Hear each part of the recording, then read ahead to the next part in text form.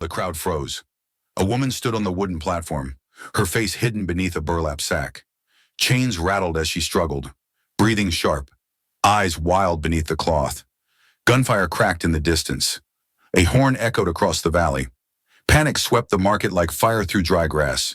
Men shouted, boots pounding, horses screaming, and through the chaos, a single rider appeared. A black coat, a watchful gaze, studying her every move. The sack tore free, her eyes locked on escape. Only one chance, one wagon waiting at the edge. She leapt, desperate, clinging to a stranger who had no reason to help. Behind her, voices roared. Bullets split the air, and the man in the black coat whispered to himself, "She won't live to tell what she knows." Welcome to WestDream Tales. Here, we keep the spirit of the Wild West alive through powerful tales of courage, hope, and survival. Every week, we bring you stories that capture the heart of the frontier, where love and resilience battle against hardship and fear. If you believe the values of the West still matter today, hit subscribe and ride with us. Now, let's return to Silver Creek, where a single woman, bound and hidden, finds herself on a platform, and fate places her path in the hands of a stranger. The sun had not yet broken through the mist. Silver Creek's outlaw market stirred awake under a blanket of smoke and cheap whiskey. Men haggled in whispers, rifles slung over their shoulders, eyes restless. At the far end of the clearing stood a wooden platform. Upon it, a young woman was bound, her face hidden beneath a burlap sack. Her dress was torn, her wrists bruised, her body trembling but upright. The crowd pressed closer. Jake Wolf Morrison barked from the platform, his scarred hand gripping a revolver. Fresh catch, no questions, no names. She's worth every cent. Laughter rolled across the dirt. Some men shoved each other, curious. Others jeered, treating her like livestock. Behind the burlap, Clara Rodriguez kept her breathing shallow, waiting. She had been running for 3 days. Mountains, rivers, nights without sleep. Always the shadow of pursuit. Now her legs burned, her throat dry, but her mind sharp with fear. From the edge of the market, another figure observed. Wade Kearney, hat pulled low, coat dark as tar. He watched with the patience of a vulture. He did not shout, he did not bid. He simply waited, calm, until the woman was his again. For Wade, this was not business. This was survival. Clara Rodriguez had witnessed something that could destroy everything he'd built, and her silence was worth more than gold. The bidding began, voices cracking over one another. $10, $15. Jake laughed, spurring them on, waving his pistol like a conductor's baton. But before the gavel could fall, a horn echoed in the distance. A sharp, metallic blast that froze the crowd mid-shout. Men turned toward the ridge. Hooves thundered. A line of Union cavalry surged into view, rifles gleaming in the early light. "Scatter!" Jake roared. The market erupted. Boxes overturned, bottles shattered, dust and smoke filled the air. Gunfire cracked, tearing the morning silence to pieces. The cavalry charged straight into the mob. Criminals fired back, powder flashing, bullets whining through the fog. Clara seized her chance. She lunged sideways, sank her teeth into the hand that gripped her arm. The guard cursed, dropped his hold, and she tore free. Her heart hammered. Her bare feet struck wood, dirt, then stone as she sprinted through chaos. The sack ripped from her face. The world came into sharp, blinding focus. She shoved past men grappling in the dust. A bullet snapped the air beside her cheek. She stumbled but did not stop. Ahead, a row of wagons stood waiting. Horses reared, frightened by gunfire. Reins snapping, one wagon shook, ready to pull away. On the driver's bench sat Jonas McGraw, a tall, bearded cowboy, rough coat, weary eyes. He held the reins loosely, preparing to leave before trouble spread. Clara hurled herself at the wagon. She clawed onto the wooden side, gasping. "Please take me with you." Her voice cracked, desperate, raw. Jonas turned, startled. For an instant, he saw only another fugitive, but then he caught the terror in her eyes. and something twisted inside his chest. Behind them, chaos roared louder. Gunfire, screams, horses crashing through the dust, and among them, Wade's black stallion advancing. Steady, relentless.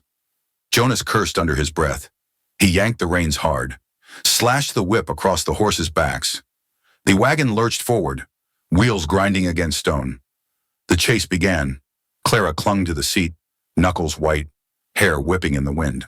Jonas drove through the market's edge, weaving between stampeding riders. Bullets cracked against the wagon boards. One wheel jolted in a rut, nearly throwing them both clear. Jonas gritted his teeth, forced the team back onto the trail. They burst onto a mountain road, the valley falling away beneath. Dust clouds rose behind them, voices shouting in pursuit. Jonas knew he was no longer an outsider. He was marked. The trail twisted around jagged stone. Every bend threatened to send the wagon tumbling into the canyon below. Clara pressed herself low, praying each jolt wasn't the last.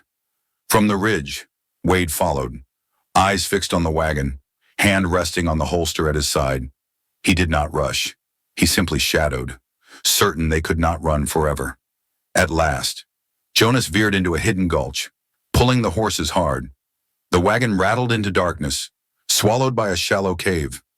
He leapt down, breathing hard, scanning the road behind. The echoes of pursuit faded, at least for now. Inside the cave, shadows cloaked them in uneasy safety. Clara sat shaking, her hands still bound, eyes wide. Jonas studied her face, dirt-streaked, bruised, but alive. For the first time, he spoke, his voice rough. "I don't know who you are, but fate just tied us together." Clara swallowed hard, words breaking from her lips. "They will never let me live. You don't understand." Her whisper filled the silence, as if a storm had just been promised. The cave was cold, damp, and silent except for the horses breathing outside. Jonas lit a small lantern, its glow flickering across rough stone. Clara sat close to the wall, hugging her knees, still shivering. Jonas tore a strip of cloth, wrapped it around his shoulder where a bullet had grazed.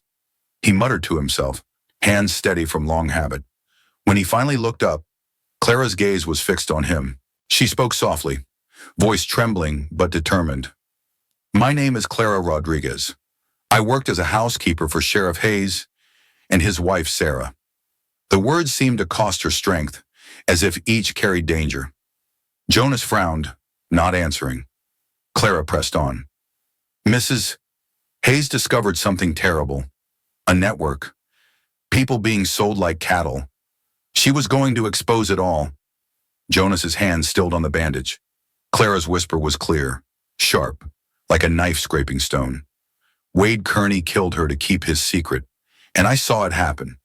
The name struck him like a hammer. Jonas stared at her, jaw tightening, breath heavy. "You're lying," he said at last, but his voice lacked conviction. Clara shook her head fiercely. Her eyes glistened with tears, but there was steel beneath. "I was cleaning the kitchen when I heard them arguing. Mrs. Hayes was fearless. She called him a monster, threatened to tell the whole territory what he'd done. She reached into her torn dress, pulled out a shard of metal. It was a broken deputy's badge, edges sharp, letters scratched but visible. W. K. Wade Kearney. He killed her with his own hands. This snapped off when he tried to clean the blood from his badge afterward." Jonas stared as if seeing a ghost.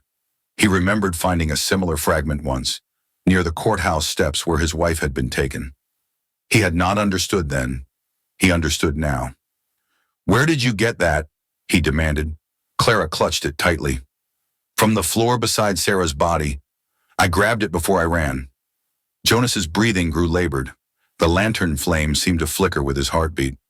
The truth pressed against him like a weight he could not lift.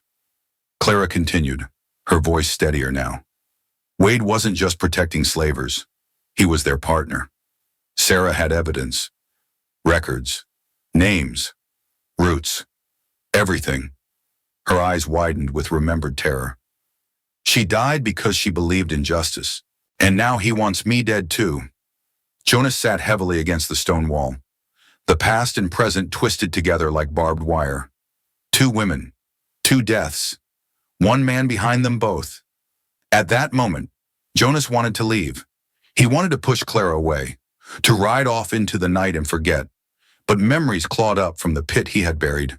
A grave, a noose, a woman's face. 3 years earlier, Jonas had been another man. He had a wife, Maria. She was gentle, a school teacher with a heart too kind for a hard land. Silver Creek had been their home. Maria defended the Mexican families who lived under constant suspicion. She spoke against prejudice, offered them food, taught their children to read English. That kindness drew the wrong attention. When a wealthy trader was murdered, suspicion fell quick on outsiders, and Wade Kearney, then deputy, seized the chance to rid himself of a troublesome voice. Evidence appeared overnight, a ledger with Maria's handwriting forged on its pages. Witnesses, frightened or bought, claimed she had spoken with known thieves. Jonas was far away in Montana, buying cattle for their future ranch. By the time he returned, the trial was done. The verdict had been swift, the rope already prepared. He had begged the judge, cried out in the square, offered everything he owned, but Judge Morrison dismissed him with contempt. "Justice has spoken," the old man had said. Maria was gone, buried in a pauper's grave, branded criminal forever. Jonas carried the guilt like iron on his back. "If I had been there," he whispered to himself in the cave, "she would still live." Clara heard him, sensing his storm within. "Wade killed her too, didn't he?" she said, voice low. Jonas's gaze snapped to hers. "What makes you say that?" Clara held up the broken badge fragment. "Because this isn't the first time he's lost a piece of himself at a murder scene." The words hit Jonas like a physical blow. He remembered now. The strange metal shard he'd found. The way Wade had avoided his eyes at the trial. The two convenient witnesses. Jonas's breathing grew ragged. The lantern flame seemed to flicker with his heartbeat. "You're saying he framed her?" Clara nodded slowly. "Men like Wade don't just become monsters overnight. They practice on the vulnerable first." Jonas rubbed his face with both hands. He wanted no part of this. But Wade's shadow stretched across his entire life now. Clara leaned forward. "You understand now, don't you? Neither of us can run from him forever." Her voice cracked with desperate hope. Jonas said nothing. He stood, walked to the cave mouth, stared into the night. The stars were distant, unfeeling. Behind him, Clara's story filled the silence like poison seeping through stone. 3 days earlier, she had been cleaning the Hayes kitchen after supper. She stayed late most nights, earning extra coins for her sick mother. That evening had started like any other. She was humming softly, scrubbing pots, when voices rose from the parlor. Mrs. Hayes's sharp tone, demanding answers. A man's reply, low, threatening.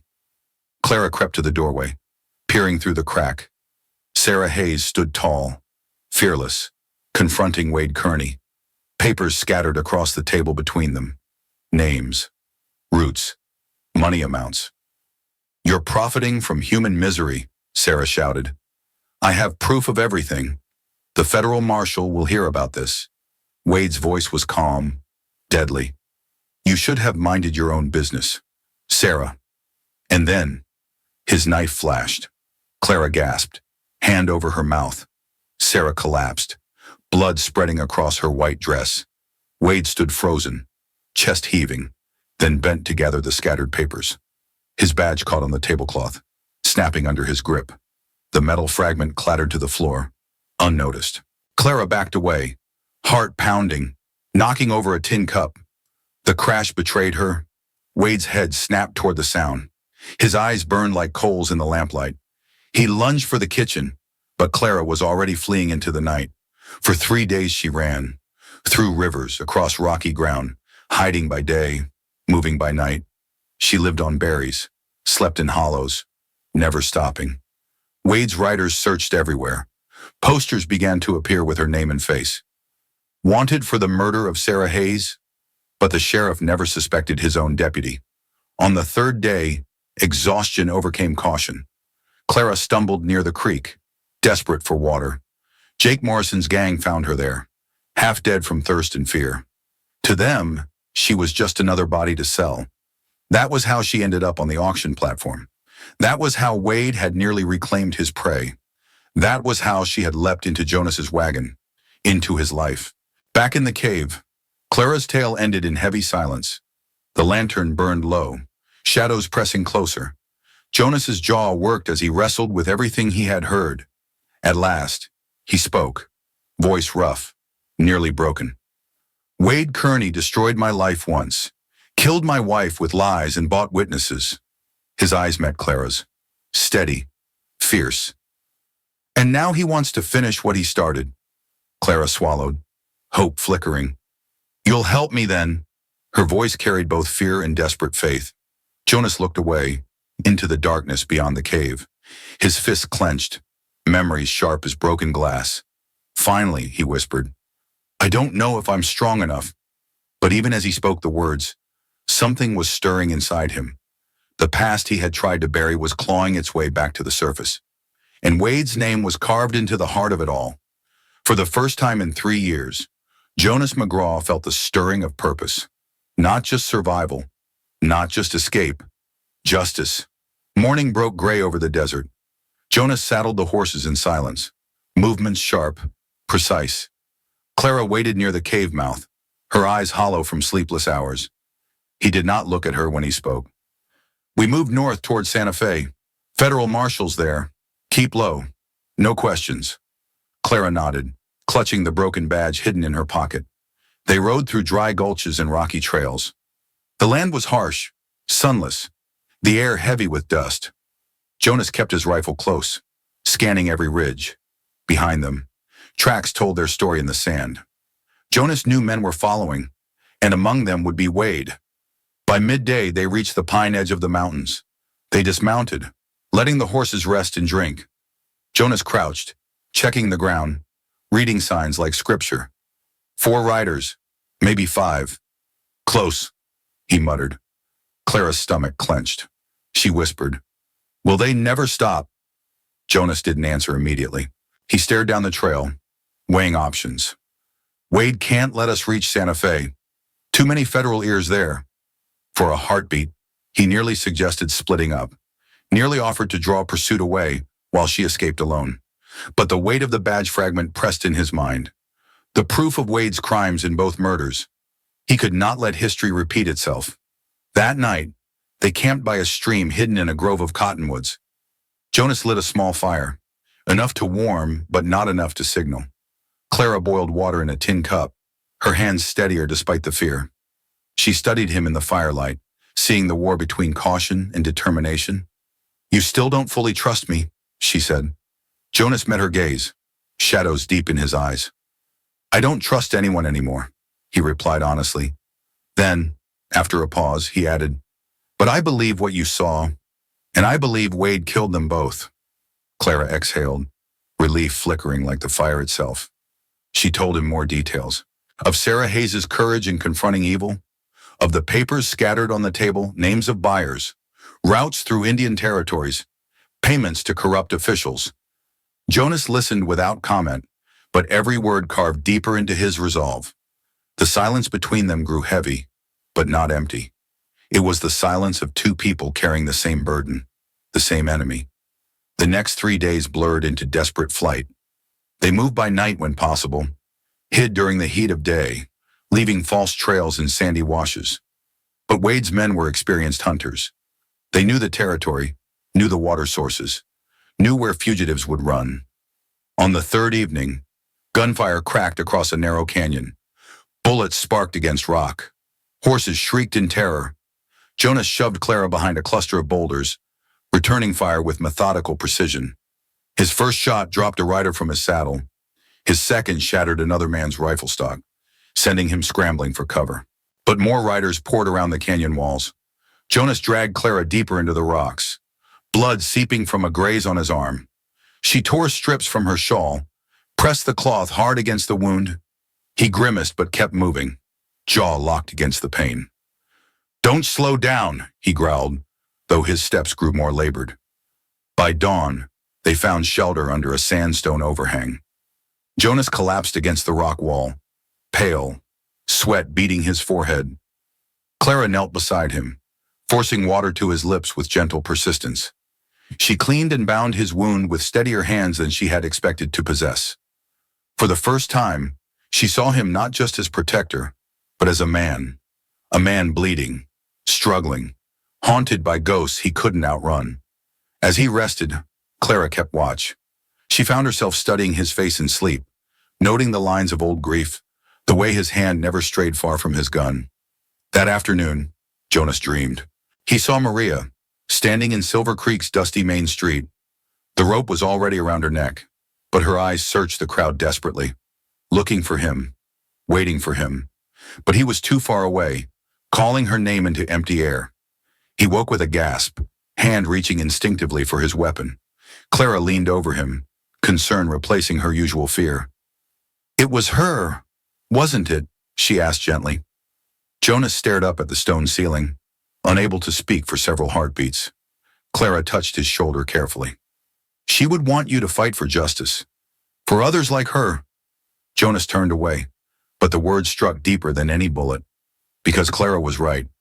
Maria had died believing in right and wrong, in truth over convenience. She wouldn't want him to run forever. They pressed on toward Santa Fe, 4 days north, near the settlement of Roswell. Disaster struck. As they approached the town for supplies, Clara spotted the posters. Jonas's name in bold black letters. Wanted for kidnapping and murder, her own face beneath, branded as accomplice. Reward $800 for Jonas McGraw. Alive, $500 for the woman. Clara's breathing hitched as she read the lies printed below their pictures. Jonas ripped one poster down, crumpled it in his fist. His knuckles went white as he read Wade's careful fabrication. "Son of a bitch has half the territory hunting us now," he muttered. Clara looked around nervously, seeing suspicion in every face. They slipped into a small general store for bandages and ammunition. The elderly shopkeeper eyed them with growing recognition. Outside, boots scraped against wooden boardwalks as men gathered. Jonas kept his hand near his revolver, every muscle tense. Clara placed 2 silver coins on the counter, meeting the shopkeeper's eyes directly. "We're not the people on those posters," she said quietly. "But if you believe we are, call the sheriff now and be done with it." The old man studied her face for a long moment. Something in her steady gaze made him pocket the coins. "I didn't see anything," he said simply. A boy in the corner watched everything with wide eyes. When Clara slipped him a penny, he nodded solemnly and looked away. They left quickly, mounting horses, heading west away from the main roads. Behind them, arguments broke out as some men wanted to follow. Others urged caution. Roswell faded into dust, but the net around them had grown tighter. By the 5th day, Wade's posse had driven them toward the Badlands. Devil's Canyon earned its name, narrow walls that caught sound like a trap, limited escape routes, killing ground for anyone foolish enough to enter. But with federal law hunting them and Wade's men closing in, they had no choice. The first shot rang like thunder off the canyon walls. Jonas wheeled his horse, firing back while Clara clung to her saddle. Dust exploded where bullets struck stone, echoing like drums. Jonas dismounted, pulled Clara behind a fallen boulder. "Stay low. Use this if you have to." He pressed a revolver into her shaking hands. Clara's fingers wrapped around the grip, remembering his lessons from their days on the trail. Riders poured into the canyon mouth, their shadows long and menacing. Gunfire roared, deafening between the stone walls. Jonas fired with deadly precision, one shot, one rider down. Clara's heart hammered, but she kept her head. A figure appeared above them on the canyon rim, rifle aimed down. She lifted her revolver, steadied it with both hands, squeezed the trigger. The shot echoed like thunder. The sniper tumbled from his perch, rifle clattering against the rocks. Clara gasped, her whole body shaking, but she kept the gun ready. Jonas glanced at her with surprised respect. "You're learning," he said grimly, reloading his rifle. The canyon filled with gun smoke and the screams of wounded horses. Loose rocks, shaken by the gunfire, began to shift and crack overhead. Jonas seized Clara's arm. "Rock slide coming. Move." They scrambled toward the canyon's narrowest point as tons of stone broke free. The avalanche roared down like the wrath of God, burying 3 of Wade's men beneath crushing weight. Dust filled the air so thick they could barely breathe. When it cleared, only silence remained in their section of the canyon. But their escape came at a cost. Jonas's leg was torn by flying stone, blood soaking through his pants. Clara helped him onto his horse, her jaw set with new determination. "We keep moving," she said, her voice steady now.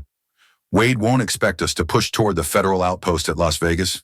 Jonas nodded weakly, letting her take the lead for the first time. The hunted had become partners in truth.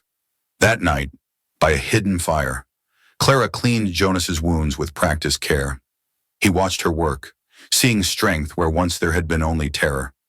"You've changed," he observed. Clara met his gaze without flinching. "No, I've just stopped pretending to be helpless." Jonas looked into the flames, considering her words. "You remind me of her sometimes. Maria." His voice carried less pain now, more warmth. "She would have liked your courage." Clara lowered her eyes, something tightening in her chest. Not pity, not just gratitude. Something deeper, unspoken but real. 3 more days of hard travel brought them within sight of Las Vegas. The federal outpost flew the stars and stripes over adobe walls. But as they approached, Clara spotted dust clouds on their back trail. "Riders," she said. "At least 6. Jonas studied the terrain with tactical eyes. "We make our stand here, in the open, before we reach the fort." Clara looked at him with alarm. "Why not take shelter with the Federals?" Jonas's expression hardened.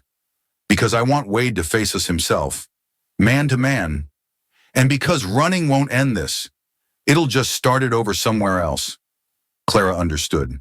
She checked her revolver, counted her remaining ammunition. 6 bullets.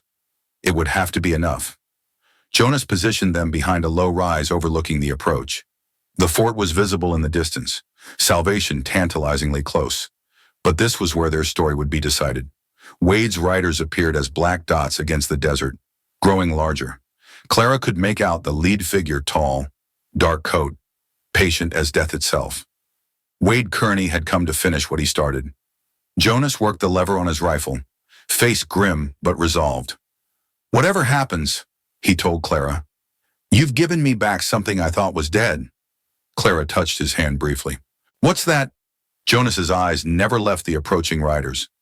"The belief that some things are worth fighting for." The distance closed. Soon there would be only the truth of gunfire and the justice that survived it. The dust settled as Wade's riders formed a line 50 yards away. Jonas counted them, Wade in the center. 5 hired guns spread to either side. The federal outpost lay just beyond rifle range, its flag snapping in the desert wind. Help so close, yet impossibly far. Wade raised his hand, and the shooting stopped. He spurred his black stallion forward, stopping just within talking distance. "Jonas McGraw," he called, his voice carrying easily across the space between them. "You've led me quite a chase." Jonas rose from behind the rocks, rifle ready but not aimed. Clara stayed low, revolver gripped tight. "Wade," Jonas replied simply.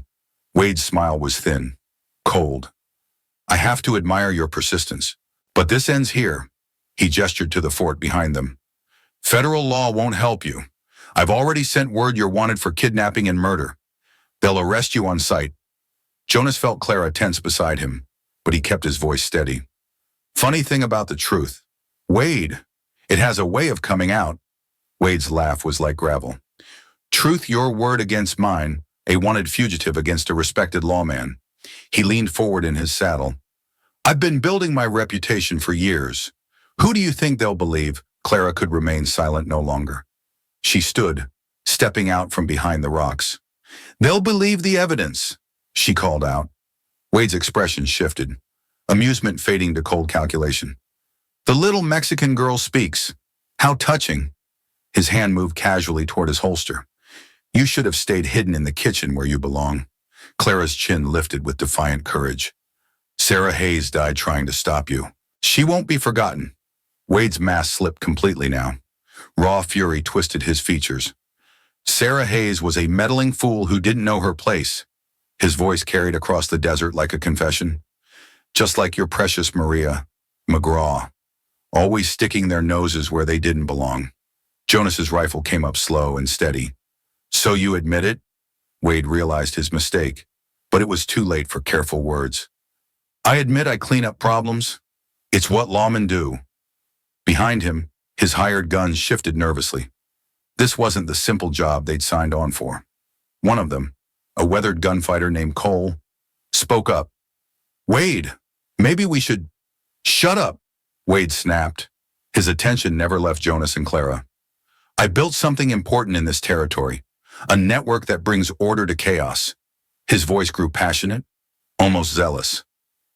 Those slaves were going to die anyway in the wars back east. At least my way. They serve a purpose. The Hayes woman wanted to destroy years of careful work, hundreds of thousands of dollars. Jonas felt sick hearing the casual evil in Wade's words. You killed 2 innocent women for money. Wade's eyes blazed. I killed 2 troublemakers for the greater good. The words echoed across the empty desert. Even Wade's hired guns looked uncomfortable now. This wasn't law and order. This was madness. Clara pulled the broken badge from her pocket, held it high. Your badge broke when you murdered Sarah Hayes. I have the proof. Wade stared at the metal fragment, his face going pale. Impossible. I looked everywhere for that. Evidence has a way of surviving, even when witnesses don't, Jonas said quietly. Wade's composure finally cracked completely. His hand dropped to his gun. Then I'll just have to make sure there are no witnesses left. The desert exploded into gunfire. Wade's shot came first, kicking sand near Clara's feet. Jonas answered with his rifle, the bullet catching one of Wade's men in the shoulder. The hired guns scattered, seeking cover behind rocks and scrub brush. Clara dove behind a boulder, hearing bullets whine overhead. She counted shots, waiting for the right moment. Jonas worked his rifle with practiced precision, keeping Wade's men pinned down, but they were outnumbered and outgunned. The fort, Clara shouted. We need to reach the soldiers. Jonas shook his head grimly. We'd never make it across that open ground. A bullet spanged off the rock beside his head. Besides, this needs to end here. Wade appeared suddenly on their flank, having circled around. His revolver was aimed straight at Clara. Drop your weapons, or she dies. Jonas froze, rifle half raised. Clara met Wade's cold stare without flinching. Do it, Wade commanded. End this foolishness. For a heartbeat, nobody moved. Then Clara spoke, her voice carrying across the desert. Federal Marshal Coleman, are you hearing this? Wade spun, confused. From behind a distant ridge, blue uniforms appeared, a full cavalry patrol, led by a man with marshal's stripes. They'd been watching the confrontation, close enough to hear every word. Wade's face went white with understanding. You planned this, he whispered. Jonas smiled grimly. Clara sent word from Roswell. Asked the marshal to follow our trail? Wade's gun swung wildly between targets. His hired men, seeing federal troops, began to surrender. Only Wade remained defiant. You think this changes anything? He snarled. I have friends in Washington. Powerful friends. Marshal Coleman rode closer, his voice carrying authority. Wade Kearney, you're under arrest for murder and conspiracy. Wade's laugh was unhinged now. You'll never make it stick. He raised his gun toward Clara one final time. Jonas's rifle cracked. Wade jerked, the bullet taking him in the chest. He stumbled backward, weapon falling from nerveless fingers. But Wade wasn't finished. With his last strength, he pulled a hidden derringer from his sleeve. Clara saw the small gun rise, saw Wade's finger tighten on the trigger. Without thinking, she threw herself sideways. The derringer's shot went wide. Wade collapsed into the desert sand, finally still. Silence settled over the confrontation site. Marshal Coleman dismounted, walking over to check Wade's body. He picked up the broken badge fragment where Clara had dropped it. This the evidence you mentioned in your message? He asked. Clara nodded, too shaken to speak. Jonas limped over, supporting himself on his rifle. There's more. Papers in Wade's office. Names of his buyers and sellers. The marshal nodded thoughtfully. We'll investigate everything. But first, let's get you two to safety. As federal soldiers secured the scene, Jonas and Clara stood together. The desert wind carried away the gun smoke, leaving only clean air. Clara looked at Wade's body, feeling no triumph, Only relief that Sarah Hayes could finally rest in peace. "It's over," Jonas said quietly. Clara nodded, then looked toward the distant mountains. What happens now? Jonas considered the question. For 3 years, he'd been running from his past. Now, with Wade dead and the truth revealed, he felt something he'd almost forgotten. Hope. "Now we go home," he said, "to Silver Creek, and we make sure Maria's name is cleared." Clara smiled for the first time in days. "I'd like that." They walked toward the federal horses, leaving the Badlands behind. The sun was setting, painting the desert in shades of gold and crimson. Tomorrow would bring testimony, trials, and the slow work of justice. But tonight, they were finally free. The hunt was over. The truth had won. 3 weeks had passed since the confrontation in the desert. Silver Creek buzzed with activity as federal investigators combed through Wade's network. Jonas sat on the porch of the boarding house, his wounds mostly healed. Clara stood beside him, watching wagons roll down the main street. Neither spoke for a long time, yet the silence between them felt peaceful, not heavy. Marshal Coleman had been thorough in his investigation. Wade's office yielded ledgers full of names, routes, and payments. The conspiracy reached from Silver Creek to Santa Fe, involving judges, sheriffs, and wealthy merchants. Judge Morrison was arrested at his ranch, dragged away in chains while his servants wept. Jake Morrison's gang scattered like autumn leaves, hunted by bounty hunters across 3 territories. Yet Silver Creek itself remained divided. Half the town praised Jonas as a hero who'd brought justice at last. The other half muttered that he'd brought unwanted attention from federal authorities.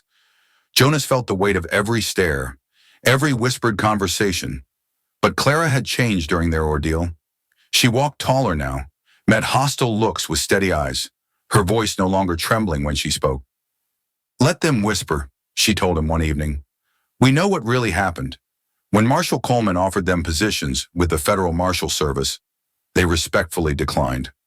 "I've spent 3 years running from the past," Jonas explained. "Now I want to build a future." Clara nodded her agreement.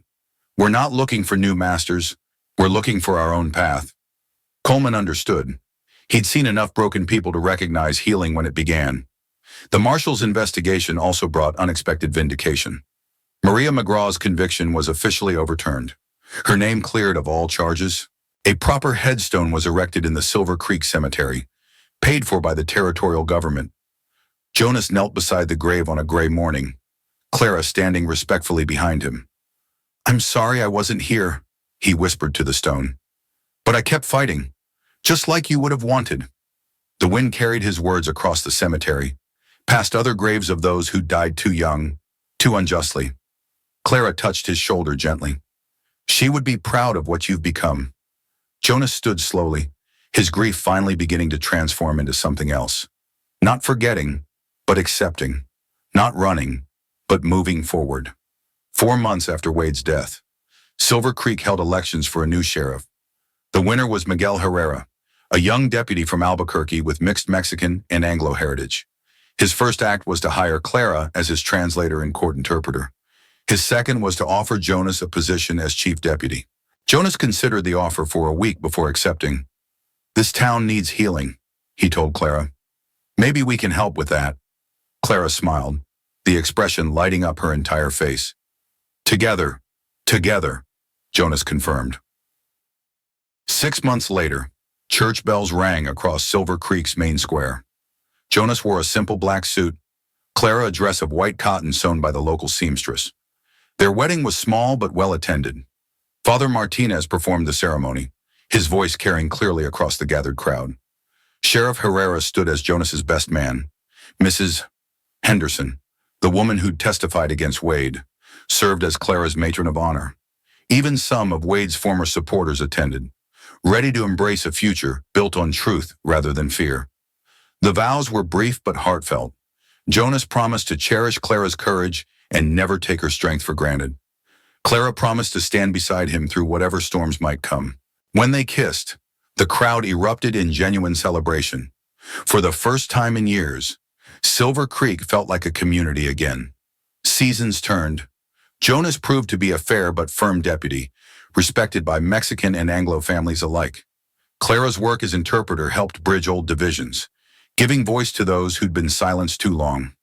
Together, they investigated cattle rustling, mediated property disputes, and slowly rebuilt trust in local law.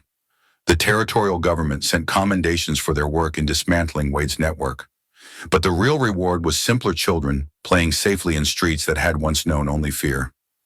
One autumn evening, a letter arrived addressed to both of them. It bore the seal of the Arizona Territorial Marshal's office. Clara read it aloud while Jonas cleaned his revolver at the kitchen table. Marshal Coleman recommends you for a federal appointment in Tucson. Growing town, needs experienced law enforcement. She folded the letter, looking at Jonas expectantly. Jonas set down his gun, considering Tucson meant opportunity, a chance to do important work in a larger territory. But it also meant leaving Silver Creek just as it was beginning to heal. "What do you think?" he asked. Clara moved to the window, looking out at the sunset, painting the desert in brilliant oranges and purples. "I think justice isn't just a destination," she said thoughtfully. "It's a journey." Jonas joined her at the window. "And this journey doesn't have to end in Silver Creek."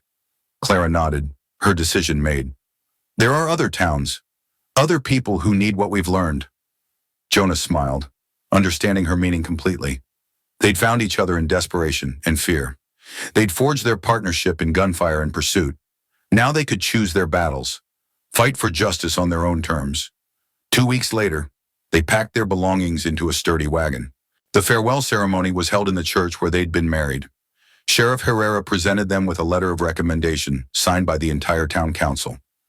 Father Martinez blessed their journey and pressed a small silver cross into Clara's hands. "For protection," he said, "and to remember that you'll always have a home here." As they drove out of Silver Creek, Jonas looked back once at Maria's grave on the hillside.